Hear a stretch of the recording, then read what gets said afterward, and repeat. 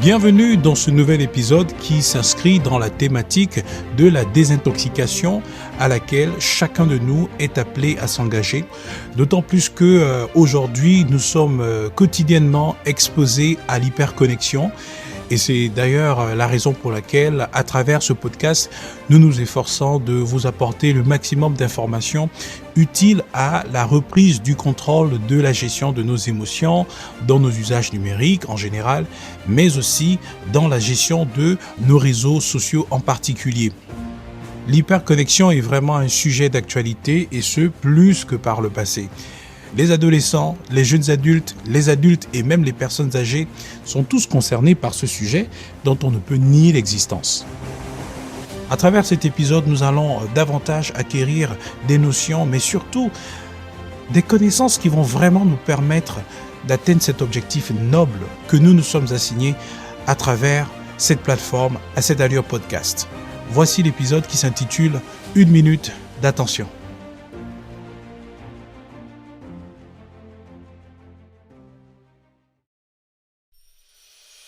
Dans cet épisode, nous allons tenter de comprendre pourquoi, depuis l'arrivée des réseaux sociaux, il est devenu assez difficile d'accorder de l'attention aux informations qui nous parviennent, et particulièrement des informations en lien avec l'éducation, l'instruction, bref, tout ce qui peut véritablement nous aider à nous développer.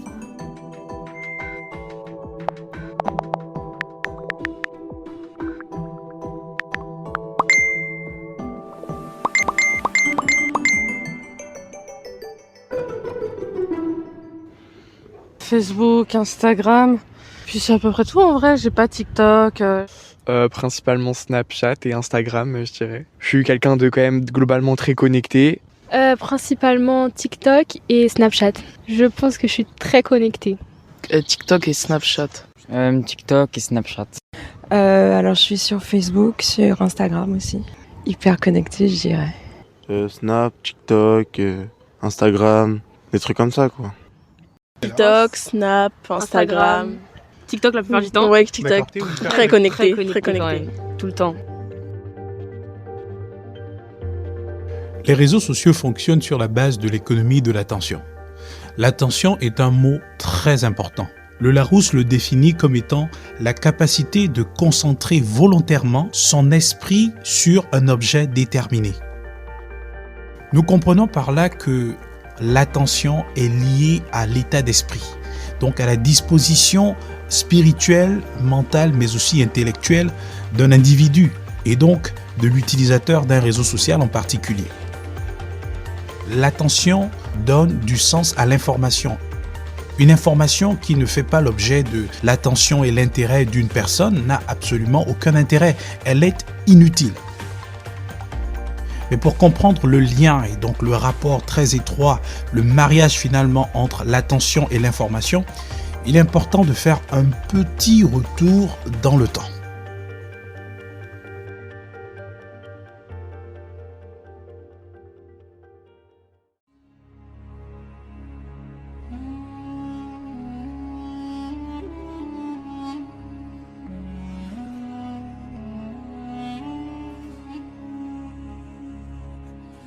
Autrefois, lorsque Dieu parlait aux prophètes de l'Ancienne Alliance, ce dernier leur demandait d'inscrire sa pensée dans des livres. Ce fut par exemple le cas avec le prophète Moïse lorsque Dieu lui demanda d'écrire la Torah, c'est-à-dire les 5 premiers livres de la Bible, qui comportent Genèse, Exode, Lévitique, Nombre et Deutéronome. Dieu a transmis à Moïse, lorsqu'il lui est apparu au mont Sinaï, des instructions morales et religieuses que ce dernier devait transmettre au peuple d'Israël. Il s'agit ici des 10 commandements. Et il est dit que ces instructions morales et religieuses étaient sous forme de tables gravées par le doigt de Dieu. Dieu est le premier écrivain de l'histoire du monde. Il a demandé à son prophète Moïse de collecter ces informations afin de pouvoir les transmettre au peuple d'Israël qui devait y accorder son attention. C'est la raison pour laquelle, lorsqu'il s'adresse à son peuple par la bouche de Moïse, mais aussi par le biais de ses écrits, il dit ceci. Seulement prends garde à toi et veille attentivement sur ton âme tous les jours de ta vie, de peur que tu n'oublies les choses que tes yeux ont vues et qu'elles ne sortent de ton cœur. Enseigne-les à tes enfants et aux enfants de tes enfants. Voici, je vous ai enseigné des lois et des ordonnances, comme l'Éternel mon Dieu l'a commandé, afin que vous les mettiez en pratique dans le pays dont vous allez prendre possession. Vous les observerez et vous les mettrez en pratique, car ce sera là votre sagesse et votre intelligence aux yeux des peuples qui entendront parler de toutes ces lois et qui diront « Cette grande nation est un peuple absolument sage et intelligent ». Quelle est en effet la grande nation qui est des dieux aussi proches que l'Éternel, notre Dieu l'est de nous toutes les fois que nous l'invoquons? Et quelle est la grande nation qui ait des lois et des ordonnances justes, comme toute cette loi que je vous présente aujourd'hui? Seulement, prends garde à toi et veille attentivement sur ton âme tous les jours de ta vie, de peur que tu n'oublies les choses que tes yeux ont vues et qu'elles ne sortent de ton cœur. Enseigne-les à tes enfants et aux enfants de tes enfants. Deutéronome chapitre 4 du verset 5 à 9. On voit ici que l'auteur du message a veillé à ce que le destinataire puisse y accorder son attention. Attentivement est un adverbe de manière, ça veut dire de façon attentive. Dieu est celui qui a créé le monde et il sait en fait les capacités qui sont incorporées dans le cerveau humain. Si ce dernier a jugé utile de mettre en évidence cet aspect, c'est tout simplement en parfaite connaissance de cause. Et veille attentivement sur ton âme tous les jours de ta vie, de peur que tu n'oublies les choses que tes yeux ont vues et qu'elles ne sortent de ton cœur.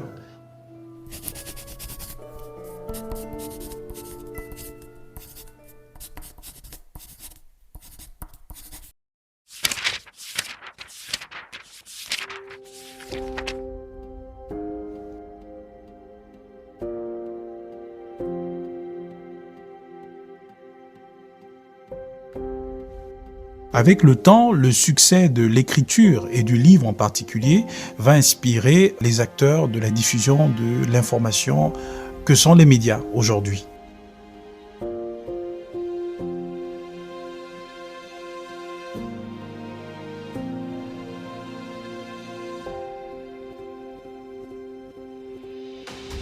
L'histoire nous rappelle les différentes étapes d'évolution de la communication et des médias en particulier.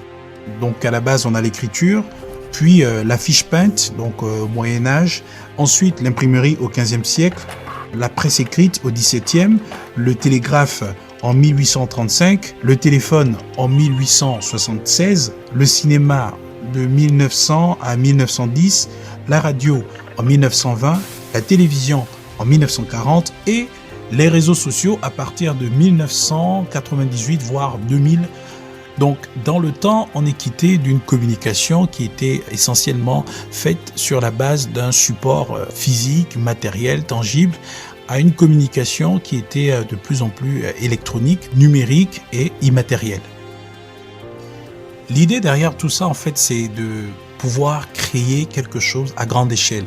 Donc, créer de l'information, relayer de l'information à grande échelle pour toucher un plus grand public sans être freiné par les barrières géographiques, culturelles, politiques, etc. Donc, l'industrialisation de la création et de la diffusion de l'information s'est faite à travers le temps.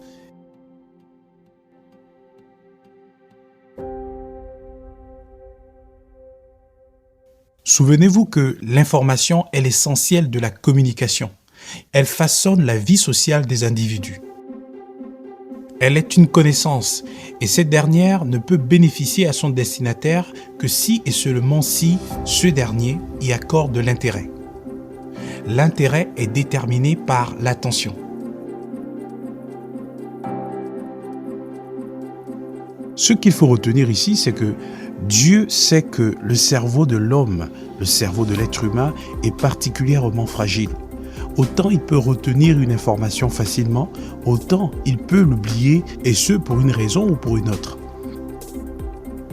C'est d'ailleurs la raison pour laquelle il a institué l'outil livre, qui est finalement un support d'instruction et d'éducation.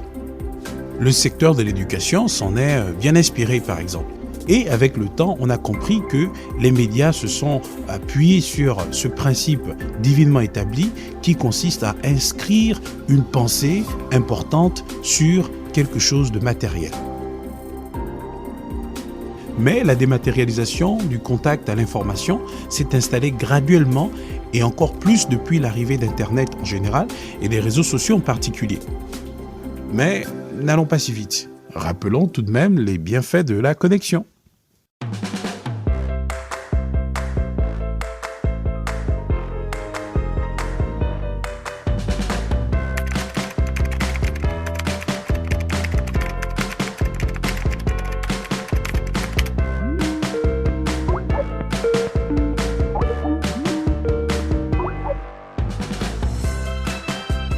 Moi, je dis une génération papier. Effectivement, on avait la lecture, mais Internet a radicalement changé ma vie quand même, malgré mon âge, parce que j'ai pu me former à énormément de choses.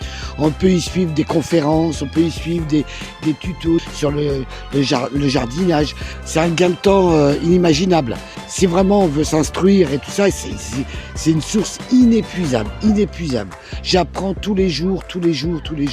Et ça, depuis le début d'Internet. Et avec les réseaux sociaux, c'est encore mieux. YouTube, c'est plus, il y a plus de vidéos ludiques, etc. Donc ça peut rester intéressant. Il y a de très bonnes choses parce que moi je sais que j'ai une tablette et j'ai la tablette à la main toute la journée, mais je m'en sers comme d'un moteur de recherche. Alors pour la cuisine, je fais de la couture, donc j'ai plein de tutos qui me renseignent. J'adore la musique classique et autres d'ailleurs. Quand j'écoute un morceau et que je ne connais pas bien la vie du musicien, je regarde. Je suis très curieuse en fait. Donc l'histoire c'est pareil, j'adore l'histoire. Je suis aussi quand même fan de séries, donc je regarde des séries sur internet aussi. Je suis très curieuse en fait, donc je m'en sers comme d'une curiosité et je trouve ça extraordinaire de ne pas avoir à courir partout pour avoir une réponse à une question.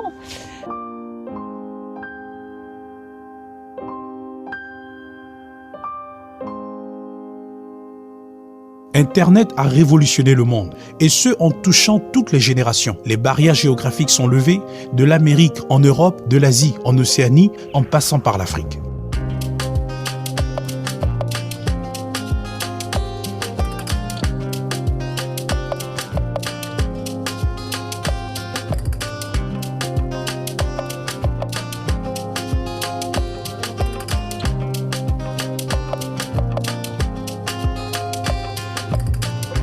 Je suis spécialiste en TIC, directeur d'un centre de recherche qui œuvre dans la promotion d'éthique au Sénégal. Donc l'avènement d'éthique a été un tournant décisif au Sénégal qui a permis la démocratisation de l'accès à l'information, qui a su booster l'économie en impactant positivement sur les secteurs névralgiques tels que la santé, l'agriculture et surtout l'éducation.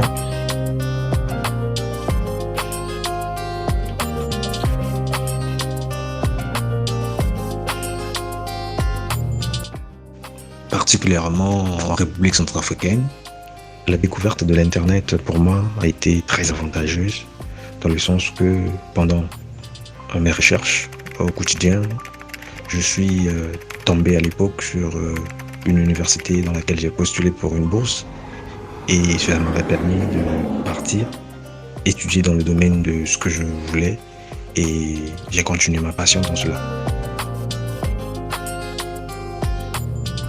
De manière générale au Maroc, je peux dire qu'ils ont révolutionné la vie quotidienne des gens. Parce qu'il y a des gens, par exemple, qui travaillent grâce à ces moyens de communication. C'est un lieu qui permet de commercialiser les produits, les services et la publicité.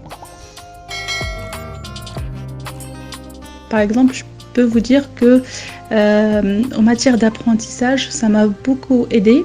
J'avais fixé auparavant un objectif d'améliorer mon anglais et à travers des pages bien ciblées à l'apprentissage de l'anglais de certaines personnes qui sont des profs ou bien des personnes intéressées par le partage de connaissances en anglais, ça m'a beaucoup aidé vraiment et À travers des vidéos assez pratiques et assez efficaces, j'ai pu vraiment développer mon champ de connaissances et de vocabulaire. Donc c'était des gens qui partagent des notions du vocabulaire en anglais, mais d'une manière très amusante. Voilà, c'est pas une manière classique, donc c'est une manière assez intéressante pour apprendre une langue. Je peux vous dire aussi que l'usage d'Instagram, ça m'a aussi aidé dans l'expérience d'achat.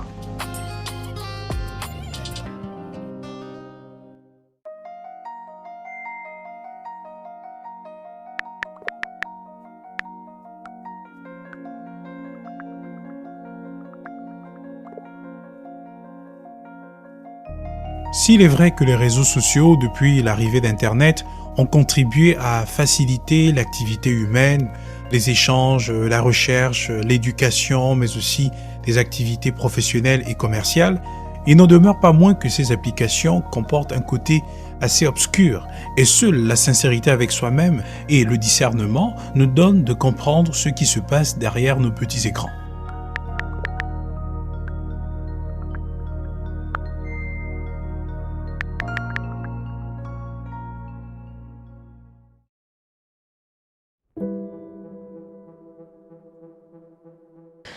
Que je passe beaucoup de temps sur mon téléphone et sur mon téléphone j'utilise à peu près que ça.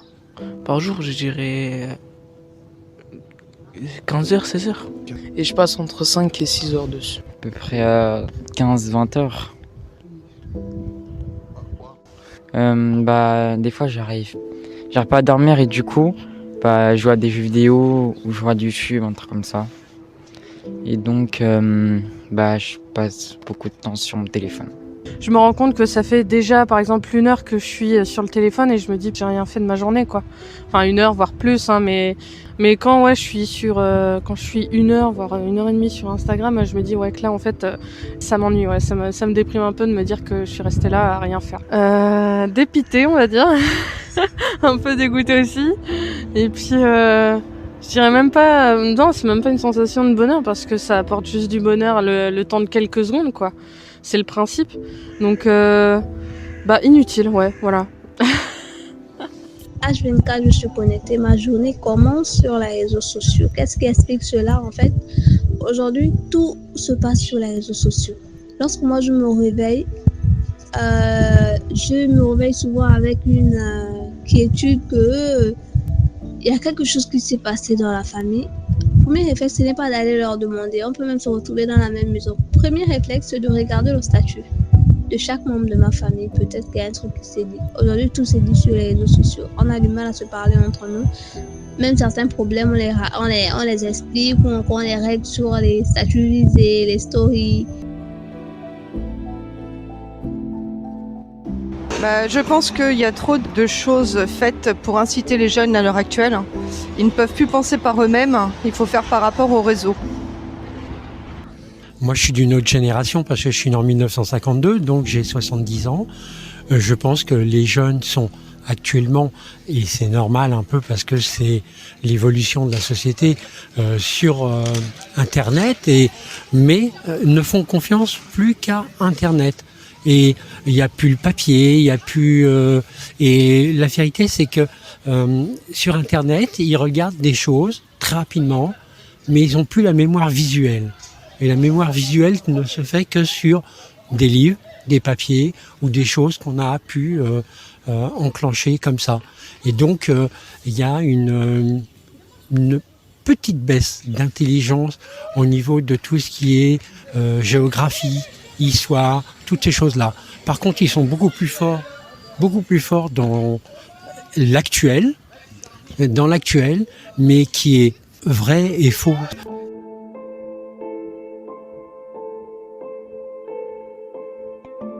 L'usage des réseaux sociaux constitue aujourd'hui un problème majeur pour toute la société sénégalaise. Les enfants sont isolés du cercle familial qui a été un socle d'éducation de base. Ils se sont repliés sur eux-mêmes.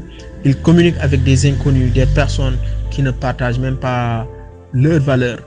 Donc ça constitue aujourd'hui un problème majeur.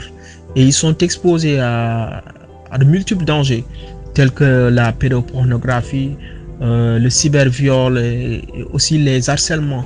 Et les enfants aussi aujourd'hui, ce que nous constatons, ils sont en train ils utilisent les réseaux sociaux de manière inappropriée. Quand on prend l'exemple de la Chine où TikTok est interdit aux enfants, mais par contre au Sénégal, c'est le réseau le plus utilisé par les enfants. Et quand vous visionnez, par exemple, les vidéos sur TikTok, vous pouvez voir n'importe quelle vidéo. Ça veut dire que vous pouvez voir des vidéos qui sont très violentes, vous pouvez voir des vidéos à caractère sexuel même. Et ces enfants utilisent TikTok à longueur de journée. Et donc, c'est un problème majeur. Aussi, nous avons constaté des concepts tels que le happy slapping, où des enfants quand même, l'image des enfants, la divulgation de leurs données personnelles dans le but quand même de les humilier, fait floison. Donc, chaque jour, nous constatons quand même des dérives au niveau de ces réseaux sociaux. À la base, je suis informaticien. Sur TikTok ou sur Facebook, en fait, à la base, en fait, ils ont une équipe pour étudier en fait l'émotion et c'est pour vous rendre en fait accro à TikTok. Par exemple, avant, vous voyez en fait YouTube, vous avez des vidéos longues. Mais en fait, après, on a constaté qu'en fait, le cerveau humain, on peut pas en fait se concentrer sur des vidéos en fait 20 minutes ou 30 minutes. TikTok, c'est pas un produit que vous faites pour le hobby. C'est pas un truc pour vous faites comme un projet à côté. Mais ça, c'est vraiment bien étudié, en fait, derrière une équipe scientifique. Hein.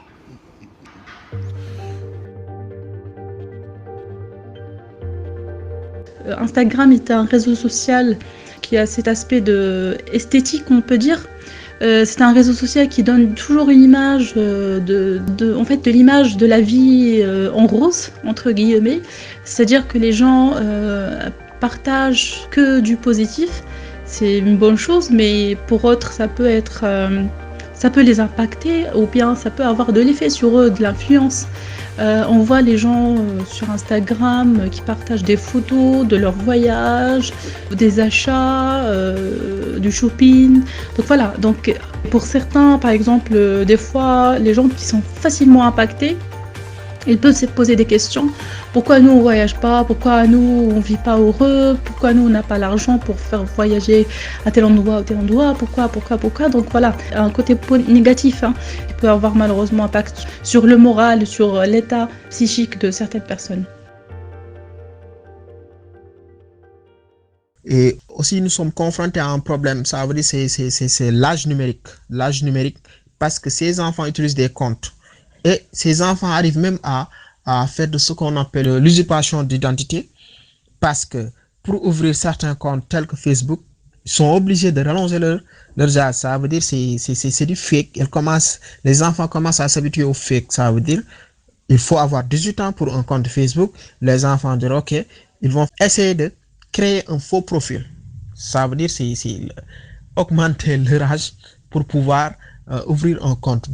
En plus, le pire, c'est que toutes ces fake news qu'on dit, je veux dire, on ne dément jamais, en fait, on n'a jamais le démenti. Or, il se répand des choses complètement aberrantes, quoi, qui n'ont aucun sens. Aucun sens.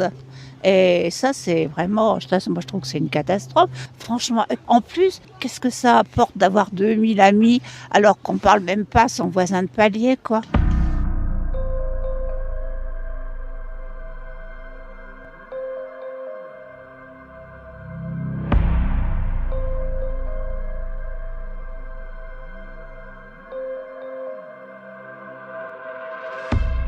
Avec tous ceux qui utilisent les faux profils sur les réseaux sociaux pour arnaquer les internautes, comme ce fut le cas alors que je n'étais encore qu'étudiant. J'étais tombé sur un Belge qui imitait la voix d'une femme blanche. Il m'a offert une voiture comme cadeau depuis le Bénin. Il fallait donc remplir les formalités pour son acquisition. Je devais donc payer pour les papiers, voilà, payer celui qui gardait cette voiture au garage, payer l'huissier qu'ils avaient fait venir, payer la jeune femme qui était en contact avec moi pour me donner tous ces renseignements. et puis payer les frais de transport. Je leur ai dit, écoutez, vu que j'ai déjà payé tout ça là pour faire les papiers de la voiture, il faut me les envoyer si vous voulez que je continue à vous envoyer l'argent pour que la voiture puisse venir ici au Gabon. Ils m'ont donc envoyé les papiers et puis je me suis rendu compte que la carte grise était fausse, la visite technique, et là j'avais affaire donc à un réseau d'arnaqueurs qui venait de me prendre 350 000 francs. C'est beaucoup d'argent pour un étudiant. Donc on peut faire confiance sur Internet, mais n'oublions pas ceci. La confiance n'exclut pas le contrôle. Il faut toujours vérifier, veiller sur ce que vous faites sur Internet afin de ne pas en être victime comme je l'ai été.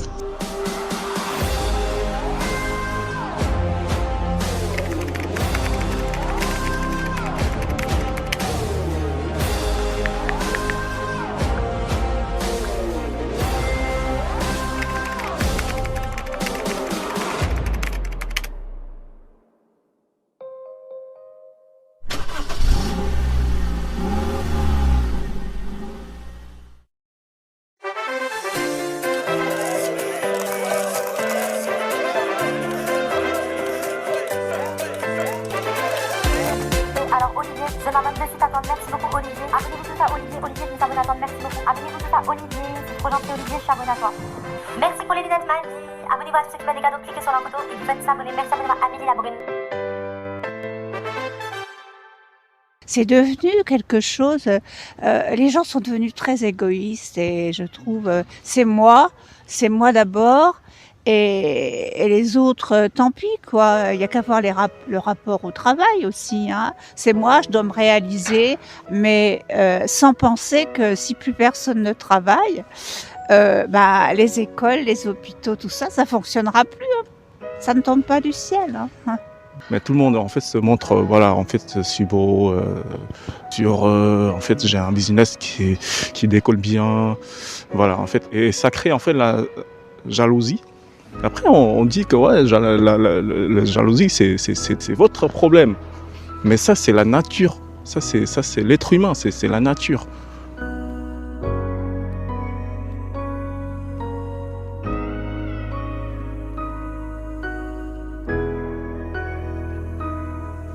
Alors ça, c'est plutôt drôle. J'écoutais ce matin des chroniqueurs qui parlaient des influenceurs, vous savez.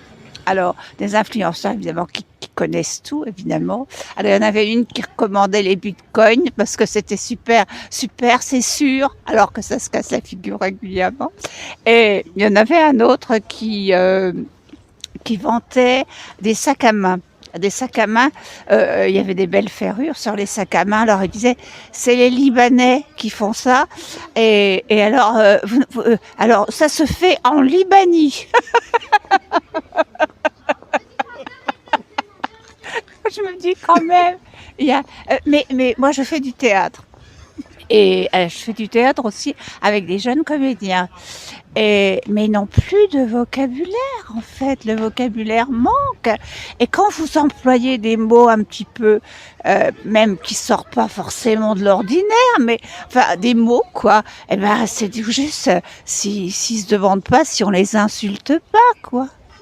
Non, mais c'est, vous savez, ça devient quand même absolument extraordinaire, quoi. Voilà. Il y en a, ils n'ont même plus de vie d'extérieur, ils ne font plus de sport, ils ne font plus rien. Ils sont sur leur téléphone et sur leur Internet.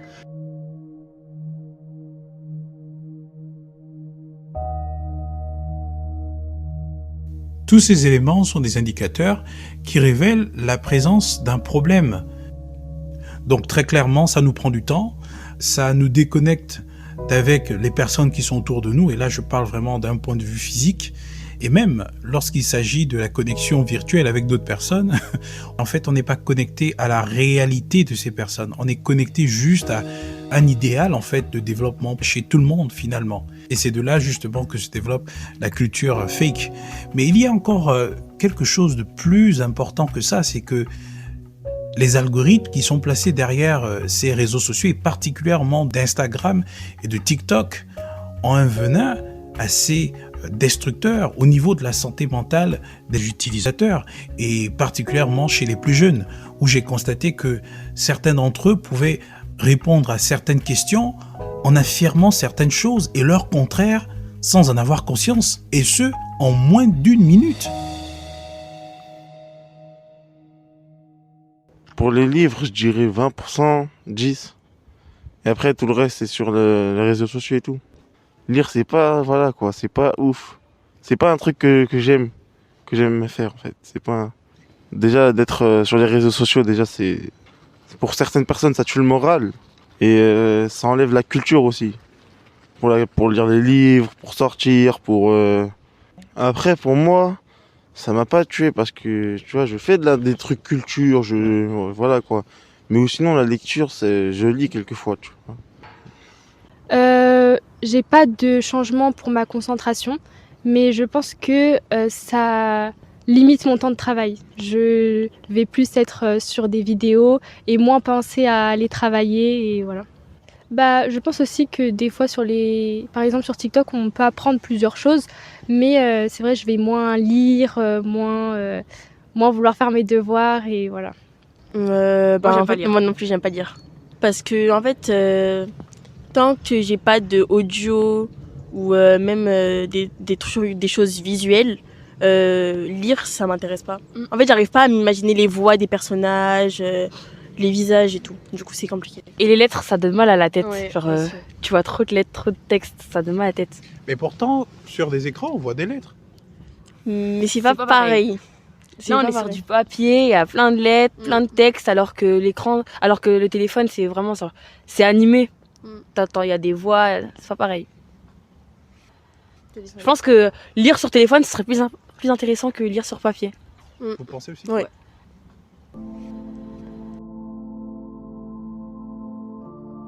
Et prenez le métro, vous verrez sur 10 personnes, il y en a 7 ou 8 qui sont sur leur téléphone.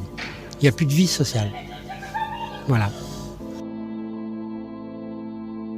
Même des adultes de la trentaine, de la quarantaine aujourd'hui se retrouvent exposés à ces mêmes réalités qui affectent, qui accablent la jeunesse et se retrouvent aussi à développer les mêmes habitudes de consommation avec un sens de conscience lorsque ces derniers viennent à expérimenter des choses. C'est par exemple le cas de cette dame. Et je pense qu'en fait, c'est quelque chose qu'on a vraiment perdu. Si je peux juste ajouter un petit aparté, moi par exemple, je me suis rendu compte que j'avais pris l'habitude de toujours écouter quelque chose. J'ai toujours mon téléphone ou mon lecteur MP3 et j'écoute un podcast, de la musique, etc. Et un jour, en fait, on m'a volé mon lecteur MP3, donc je me suis retrouvée dans le silence pendant un certain temps. Et en fait, je me suis rendu compte que je recommençais à réfléchir. Enfin, il y avait vraiment un changement... Et en fait, ça a été bénéfique. Et maintenant, j'essaye vraiment de faire un effort conscient de parfois juste rester dans le silence quand je fais un trajet d'un point à un autre. Parce que vraiment, ça aide à reprendre ses esprits et à retrouver en fait une capacité intellectuelle qui est perdue quand on est constamment dans le bruit en fait. Donc voilà.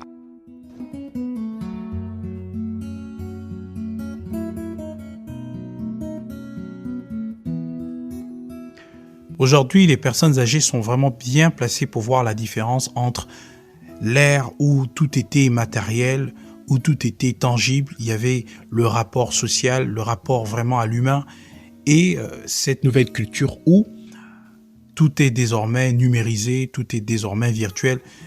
Et je me demande si cela ne suscite pas en eux la pensée selon laquelle avant les choses étaient relativement plus normales.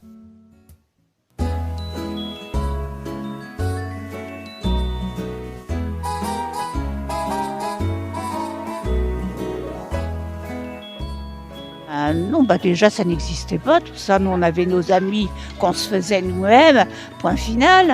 Alors quelquefois on avait par le biais des échanges de langues, on avait des amis italiens ou allemands ou je ne pense que ce qu'on apprenait.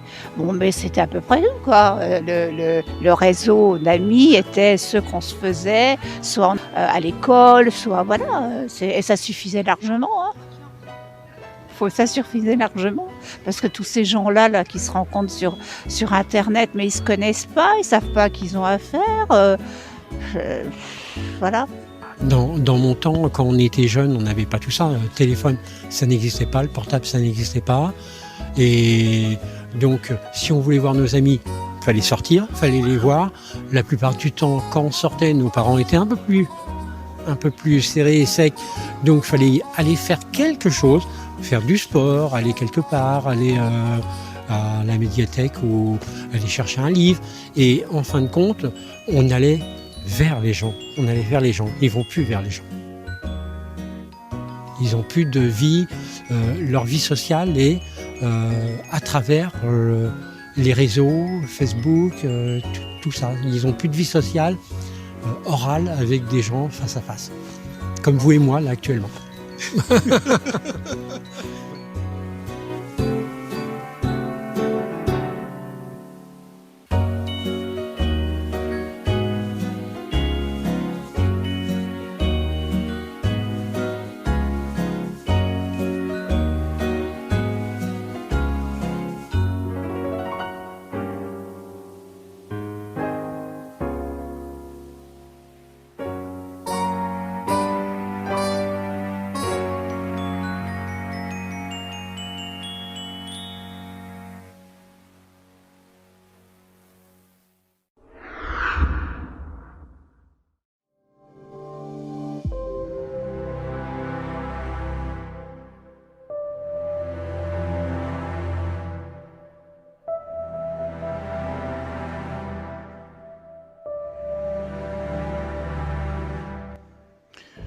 Maintenant, il est temps de faire le point par rapport à tout ce qui a été dit. Ce qu'on peut retenir, c'est que l'ancienne génération avait des centres d'intérêt propres à son âge. C'est-à-dire que à l'époque, le contact matériel et le rapport à autrui ou aux autres étaient directs, plus sincères et par conséquent plus attentionnés. Le livre, par exemple, était plus ou moins le quotidien de la vie des citoyens. Donc des livres sacrés aux journaux, en passant par les magazines, les romans, mais également les bandes dessinées. La population avait accès à l'éducation, à l'instruction, mais également au divertissement de la façon la plus attentionnée possible, c'est-à-dire une seule chose à la fois. Chacun prêtait attention plus ou moins à une seule chose à la fois. Ceci était salutaire d'un point de vue spirituel, intellectuel, mental, moral, mais aussi physique.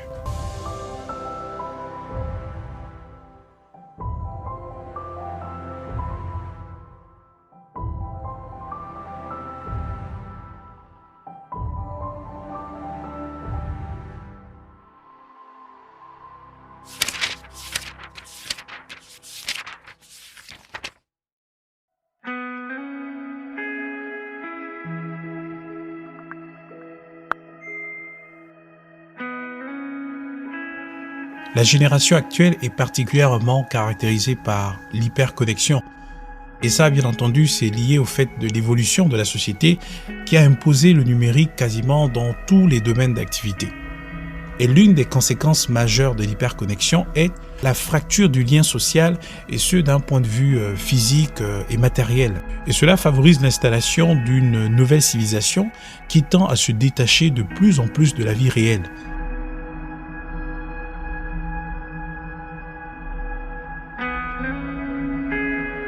L'hyperconnexion est par essence détachement du monde réel et matériel. Être hyper connecté est donc hyper déconnectant. Le manque d'intérêt pour la lecture des livres papier est par exemple le fruit de l'hyperconnexion aux écrans. Et les réseaux sociaux en détiennent la plus grande part d'influence dans cette affaire. On peut se rendre compte que l'attention de la génération actuelle est devenue la proie en fait d'un système algorithmique qui s'appuie sur la vulnérabilité humaine et plus précisément sur les émotions des utilisateurs. C'est donc une manipulation émotionnelle. Elle est à l'origine de nouveaux comportements répréhensibles tels que la cybercriminalité, l'adultère, l'infidélité, la pédopornographie, le narcissisme, le mensonge, le vol, la cupidité, le dédain, l'orgueil. Bref, tout un cocktail de mauvaises choses.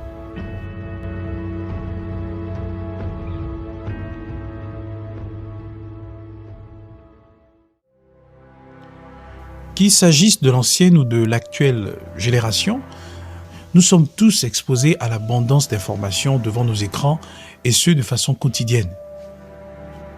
Notre santé au niveau spirituel, intellectuel, mental, moral, physique, relationnel est vraiment plus que par le passé en danger.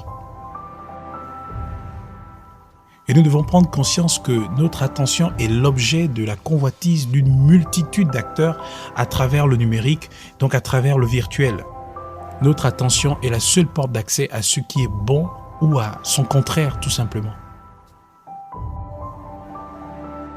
D'un point de vue biblique, l'attention de l'homme est le sujet sur lequel Dieu s'est plusieurs fois répété. Il s'est toujours répété là-dessus, afin que l'homme prenne conscience de la mesure, de l'enjeu en fait qui est lié à son attention. La répétition consiste à captiver l'attention d'un sujet. Donc si Dieu a insisté sur ce sujet, c'est parce qu'il sait que sur la base de l'attention, une âme peut être sauvée tout comme elle peut être perdue. C'est là la fragilité de l'émotion de l'utilisateur parce que les émotions affectent notre système de pensée.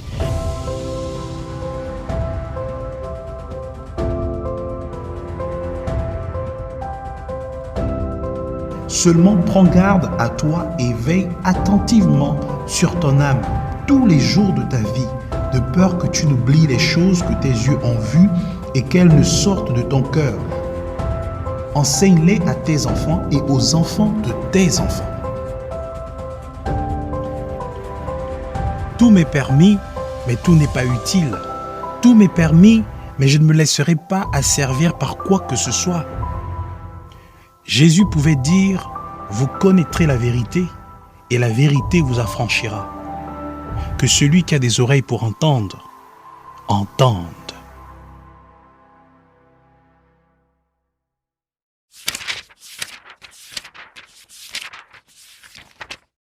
Si vous avez été interpellé par ce message, je vous recommande de prendre les résolutions les plus sages et nécessaires possibles. Je vous recommande par la même occasion de le partager aux personnes autour de vous, car il peut sauver une âme quelque part dans le monde. Que Dieu Tout-Puissant, Elohim, vous bénisse.